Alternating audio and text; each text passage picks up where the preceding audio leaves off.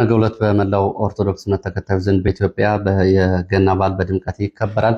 እንኳን ለገና በዓል ከወዲሁ አደረሳችሁ ማለት እፈልጋለሁ። በዓሉ የሰላም የጤና እንዲሆንላችሁ እንደዚሁ ምኞቴን እገልጻለሁ። በዚህ ሰዓት የተለያዩ መረጃዎችን ይዣለሁ። በርካታ የግንባር መረጃዎችን ይዣለሁ። በዚህ ሰዓት ከያዝኳቸው የግንባር ዝርዝር መረጃዎች መካከል በምዕራብ ወሎ በ11 ወረዳዎች ላይ ውጊያ እየተደረገ ነው የሚገኘው። ይህ መጠነ ሰፊ የተባለ ዘመቻን በተመለከተ ዝርዝር መረጃዎችን ይዣለሁ።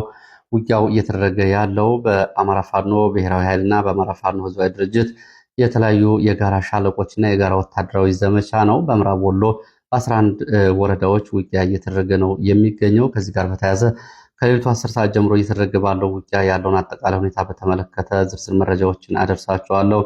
በአምባሰል፣ መቅደላ፣ ተንታ፣ ለጋምቦ፣ ጃማ፣ ወረኢሉ ለገሂዳን ጨምሮ ከለላና አካባቢው ያለውን አሁን ሁኔታ በመሃል ሳይንት እና በአማራ ሳይንት ቀጠናዎች ያለውን ዝርዝር መረጃ የማደርሳችሁ ይሆናል። ይሄ ዘመቻ እንግዲህ ዋና ዋና መንገዶችን ቀድሞ በመዝጋትና የእያንዳንዱን ወረዳ ግንኙነት በመቁረጥ የከበባና የቆረጣ ዘመቻ እየተደረገ እንደሆነ የዘመቻ የሚመራ የፋኖ ከፍተኛ ዘመቻ መሪ ይህንን በተመለከተም እንደዚሁ አስተያየት ሰጥቶኛል። ይህንን ዝርዝር መረጃ በዚህ ሰዓት የምትሰሙት ይሆናል። ይሄ መረጃ እንግዲህ ሰሞኑን ፋኖን በተመለከተ በተለያዩ መድረኮች እየተደረገ ያለውን ፕሮፓጋንዳ እንዲሁም ደግሞ ፋኖ ተዳክሟል፣ ፋኖ እጅ እየሰጠ ነው የሚለውን የብልጽግና የፕሮፓጋንዳ ዘመቻዎች ሙሉ በሙሉ የሚያጋልጥና የኃይል ሚዛን የሚያዛባ ነው። መስከረም 14 እስከ መስከረም 30 ድረስ በዚሁ በምዕራብ ወሎ፣ በሰሜን ወሎ፣ በደቡብ ወሎ ቀጠና ዘመቻ አደማሊ ተብሎ ከተደረገው ዘመቻ በመቀጠል ትልቁ ዘመቻ ነው። ይሄ ዘመቻ እንግዲህ በዚህ በተለያዩ አካባቢዎች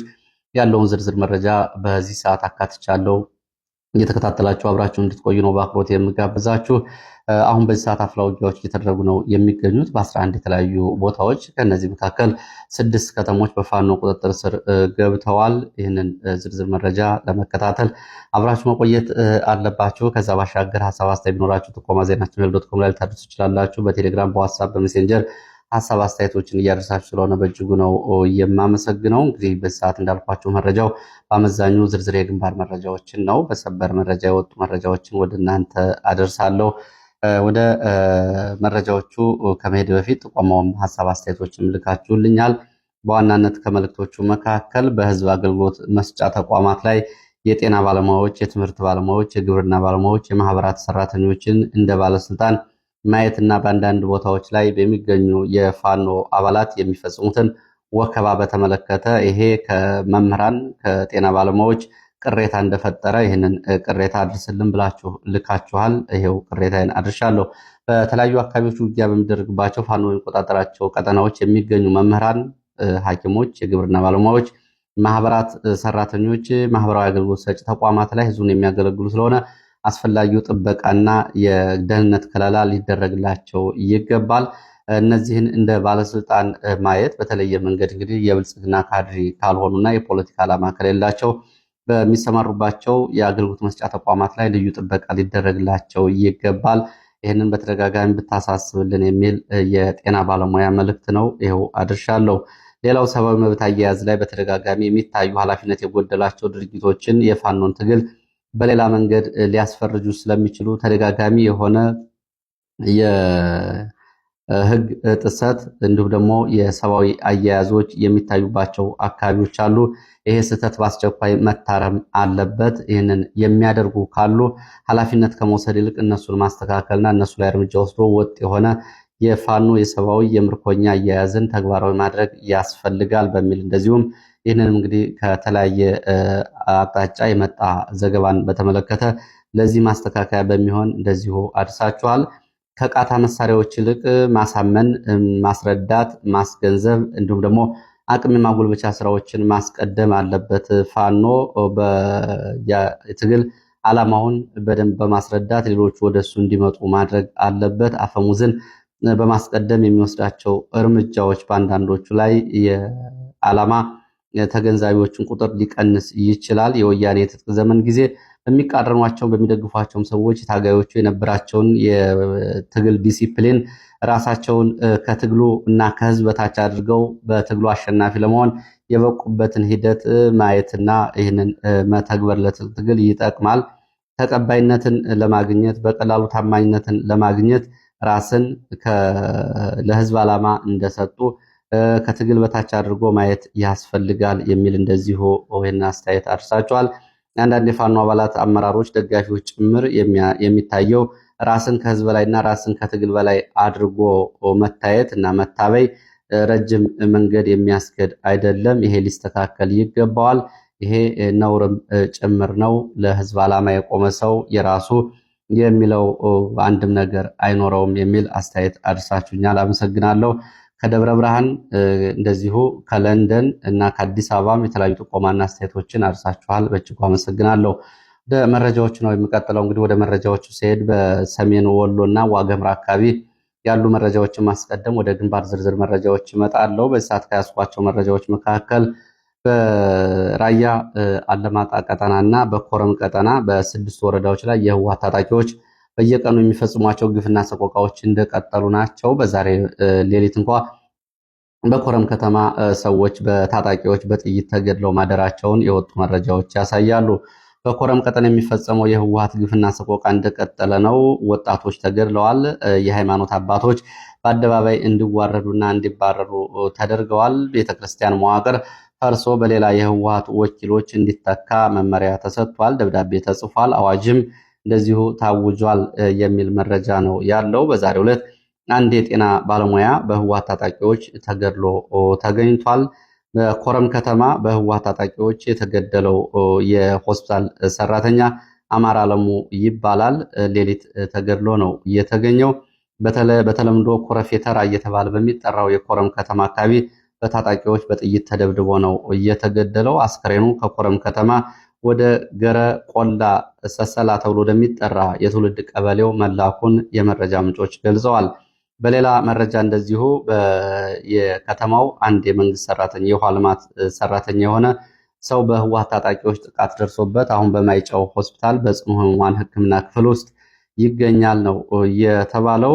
ይህንን በተመለከተ የኮረም ከተማ ማጎሎ አካባቢ ነዋሪ የሆነው አሰፋ ከበደ አለመ በህወሓት ታጣቂዎች ጥቃት ተፈጽሞበት ሆስፒታል ገብቶ ለሪፈር ወደ ማይጨው ሆስፒታል ሄዷል። አሁን በጽኑ ህሙማን ውስጥ ሕክምና ላይ ይገኛል። የኮረም ከተማ የውሃና ፍሳሽ አገልግሎት ሰራተኛ እንደሆነ መረጃው ያሳያል።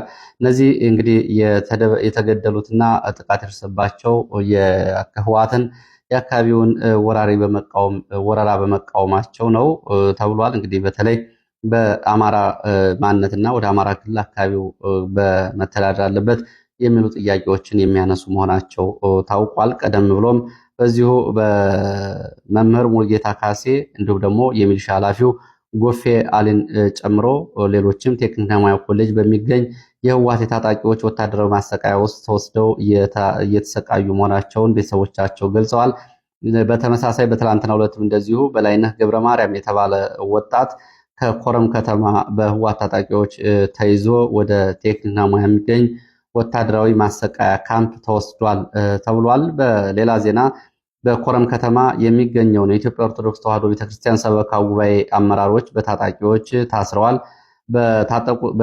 በታሰሩትና አካባቢውን ለቀው እንዲሰደዱ በተደረጉት የሰበካ ጉባኤ አመራሮች እና የሃይማኖት አባቶች ምትክ ሌላ የትግራይ የመንበረ ሰላማ ቤተ ክህነት ተወካዮች በደብዳቤ ይሄ በቀጥታ ነው በነገራችን ላይ በአካባቢው የህወሓት ታጣቂዎች አዛዥ በደብዳቤ ተሰናብተዋል። ሌሎቹ ደግሞ ተተክተዋል።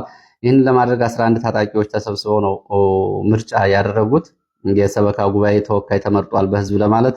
ስለዚህ 4 የሚሆኑት ከታጣቂዎቹ ደጋፊ የሆኑ 1 ካህን፣ 2 ቄሶች እና ሌሎች ደግሞ ታጣቂዎች በሰበካ ጉባኤነት ተመርጠዋል። የኢትዮጵያ ኦርቶዶክስ ተዋሕዶ ቤተክርስቲያን ማህተምና ደረሰኝ እንዲሁም የኢትዮጵያን በተመለከተ የኢትዮጵያን እግዚአብሔር ይባርክ ብሎ ኢትዮጵያን ስም አንስቶ ጸሎት ማድረግ፣ ቅዳሴ ማድረግ በሁሉም አካባቢዎች በኮረምና አካባቢው በህወሓት ታጣቂዎች ተከልክሏል።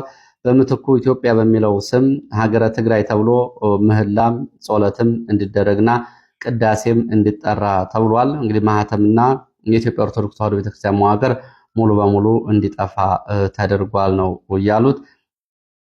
ሌላው በዚሁ በራያ እና ኮረም ቀጠና በ6ቱም ወረዳዎች ማለት ነው በራያ አለማጣ ወረዳ፣ በራያ ወፍላ ወረዳ፣ በዛታ ወረዳ፣ በኮረም ከተማ፣ በአለማጣ ከተማ እና በራያ ባላ ወረዳ የሚገኘው የነዋሪ የፋይዳ መታወቂያ እንዳይወስድ በህወሓት ታጣቂዎች ታግዷል። ፋይዳ የሚለው መታወቂያ የወሰዱ ሰዎች በህወሓት ታጣቂዎች እየታሰሩ መሆናቸውም ታውቋል። ተማሪዎች ልጆቻቸው ወላጆቻቸው የፋይዳ መታወቂያ ካላቸው ቁጥሩን እንዲያመጡና ለህወሓት ታጣቂዎች ሪፖርት እንዲያደርጉ ታዘዋል።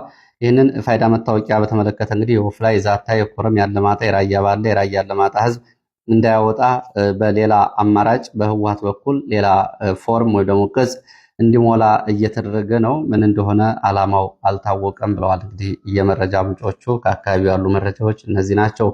ወደ ግንባር ዝርዝር መረጃዎች ነው የሚሄደው። ዛሬ እንግዲህ በምዕራብ ወሎ 11 ወረዳዎች ላይ ውጊያ እየተደረገ ነው። ከሌሊቱ 10 ሰዓት አንዳንዶቹ ቦታ፣ አንዳንዶቹ 11 ሰዓት፣ አንዳንዶቹ ደግሞ ረፋድ ላይ በተለያዩ አካባቢዎች የተጀመሩ ዘመቻዎች መኖራቸውን የሚያሳዩ መረጃዎች ወጥተዋል።